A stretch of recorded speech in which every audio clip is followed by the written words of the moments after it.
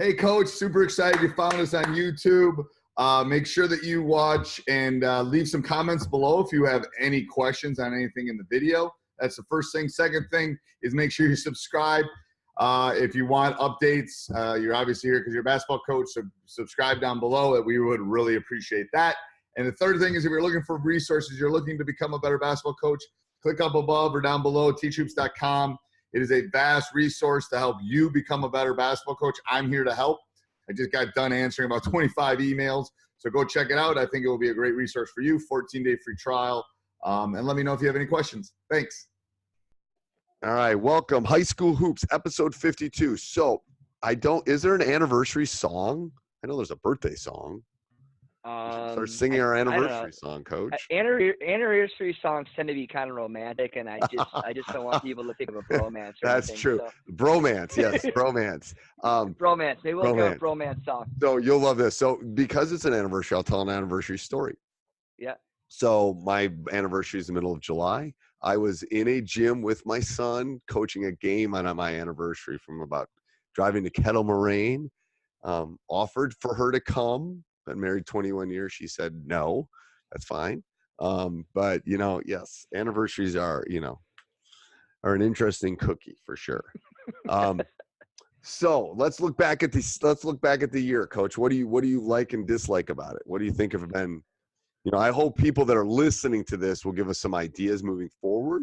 Would you want interviews? Would you want us to do something different with High School Hoops? We could go out and find some of the most successful high school coaches. There's all sorts of things that we could do. It's a lot easier. I'm going to be honest. It's a lot easier for the two of us to sit down and do a bunch of these than to do interviews. Yep. Interviews could probably be no more than once a month or once every other month. But, we're open to some ideas if anybody has some. But what do you think has been good and bad about it? I just think the first thing that I just love is being able to be connected to people all over the world. That's been so cool to me. Yeah. Like, I'll never forget, getting certain things sent to me, books and stuff. And, I often do different interviews for Coach Unplugged, which is connected to all this stuff. And I think that's my favorite thing is being able to connect with people all over the world and different attributes of the game, from mindfulness to practice planning. That's my favorite thing. I think the second thing is just learning from other people. I think is so cool. Right. You and I basically have a two-person, it's not a mentoring ship, but it's almost like a mastermind. It's like we're just talking. I mean, right. We're basically and then I sit and take notes during. I literally sit and take notes during. And it's like, oh, I got to think about that. Ooh, what are we going to do with that? So we're both learning. I'm at least learning a lot when I do this. Yeah, I would really like, if moving forward, if people could come up with some topics and discussions that they would like to have, Ooh, that's a great idea. Yeah. Even if it wasn't, and maybe it would be, even if it was one day, it was 2 or 3 questions. Okay. So here's what I'm going to do, people. Jake is Mr. Google Form. We're going to put a Google form in the show notes that they could fill out, and wouldn't it come to you then? Yeah. I can create the Google form and you can put it in there, okay. And then we can, I can constantly check it, and I can get notifications when someone does it. Yeah. But I would love that, Let's do that. Let's do that. That's a good idea. And even if it's a side thing, instead of this, this whole full-time out, maybe it's the way that we start our show, the question from, and then but if we feel that this topic is something we can talk about the whole time, but right. Trust me, if they give us a decent topic, you and I will go off on 3 tangents. So we're right. So, but if people are really interested in using the ball screen in their offense, that's a topic in itself. But that's about what people want to hear, right. What do you guys want to hear as high school basketball coaches? I think the more interactive piece that you guys can have just makes our life easier, because I think we can branch off so many different things, Right. And I think and I've told people, and one of the teachers I teach with, I think what makes it unique is it's different perspectives. I hate to say it, but Jake's earlier in his career and I'm near the end of my career. So it's different. We have different perspectives. We look at, some things we 100% agree on, but we're different. I've had different experiences than he's had. So it's just, I think that's what makes it really unique and really cool, I think. For sure. All right. What's the question this week? So we're going to put a Google form down below. That's his Yes. homework. That's my homework when my son is napping, so I'll have to take a time to not nap Okay. over the next week or so to do that. What is the best way that you think it is to guard a ball screen? At the high school level, Yep. I think it's to double it, to be honest with you. Really? Yep. And I mean, but I'm just taking my team. It would be either double switch or switch double. Those would be my two possibilities.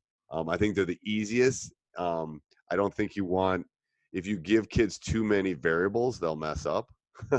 um, so I think, I mean, I think you could change back and forth from game to game. I would say think the that. standard should be switching for the most part. Oh God, switching is so easy. Right. And but especially these states that have shot clock. I mean, switching would be. If I had a shot clock, I would switch on all screens. Everything. But Everything. everything. Yep. If I had. And we've Because got you- a little issues. We've got a small point guard this year, so he's about 5'7", 5'8". Right. We'll have some issues with that, but we're going to come up with some counters. We've already thought about it. It's like, all right, if we have to switch, how we're going to deal with that. I really like to jam the ball screen. I don't know if you know what I mean by jamming the ball screen, where basically Steve's smelling his armpit right now. I'm not. I'm not. I silenced it so no one had to hear me sneeze. I was sneezing.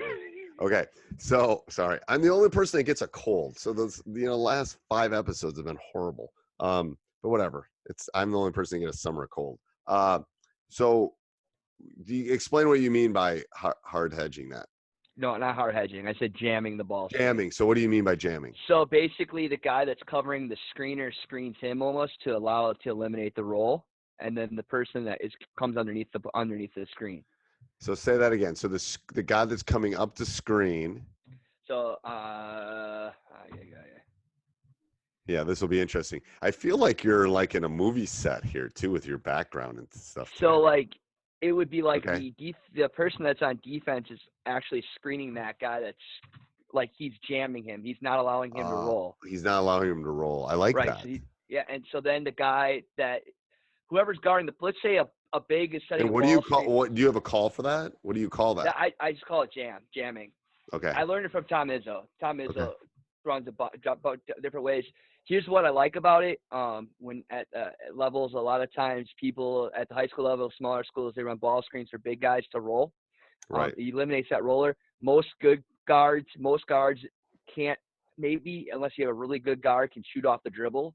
Right. It allows enough time for that guy to come underneath that screen and recover on that guy. And if you're helping middle, you already have help to begin with. Right. So basically, that guy is jamming. I don't know if I wish I could show you. But well, I'll have you. Yeah. You don't have your computer next. You don't have your computer to show. No. Yeah, that's fine. That's fine. Maybe I'll have you draw that up on Fast Draw or something. I'd love. Yeah. I mean, I'd love to see that. I think I would love. I mean, that's something I need to work on too, is screening and reads of screens and all the different types of. The problem is you got to simplify because we don't have time to work on all of them. Yeah, but if you really think about it, it's really simple because all they're doing is, all right, if my guy is going to set the ball screen, I'm setting a screen on him.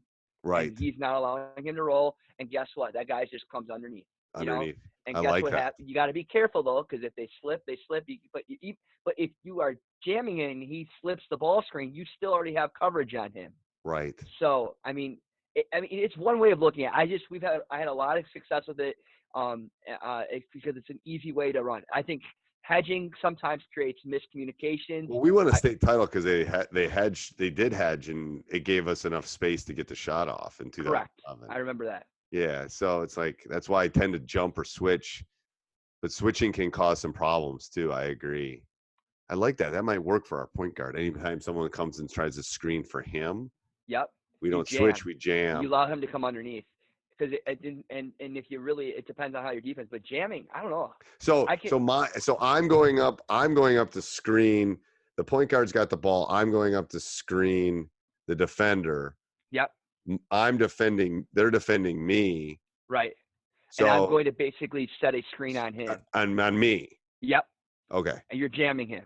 Yeah, because I'm going to set the screen on the ball. The point guard's got it. I'm going to set that screen, but then when I try to roll and turn, the guy that's actually defending me is screening me. Right. And so Yeah. you did not hear. And so then guess what? That guy can be able to go over, under either, depending on which way that guy goes. It's actually really easy for people to understand. It really is if you Oh, think I like about it. that. I like that. Because all you got to do is go There's your underneath. takeaway. I like that. I love that. So you go underneath. So yeah, that would be Tom Izzo, Defending Screens DVD years ago. Great DVD. It's I just wonder if you can find. I got to see if I can find some of that on YouTube.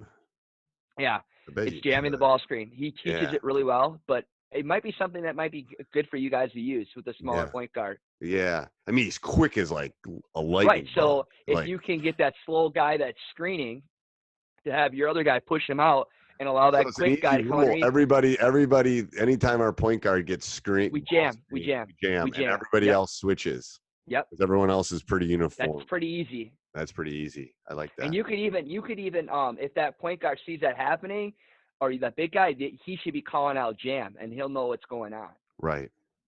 I Okay. don't know. That's why we do what we do, Coach. It's worth a try if nothing else. You know? Right. All right. What do we have a question this week? That was our question. That was our question. Okay. You can tell. So we batch these things. You can tell we've been doing this a long time tonight. Yep. Okay. All right. So we'll talk next week, Coach. Yep. Hey, Coach, I hope you enjoyed that video. If you're looking for more just like it, check out teachhoops.com for coaches who want to get better. 14-day free trial, a mentor in me. Let me help you become a better coach.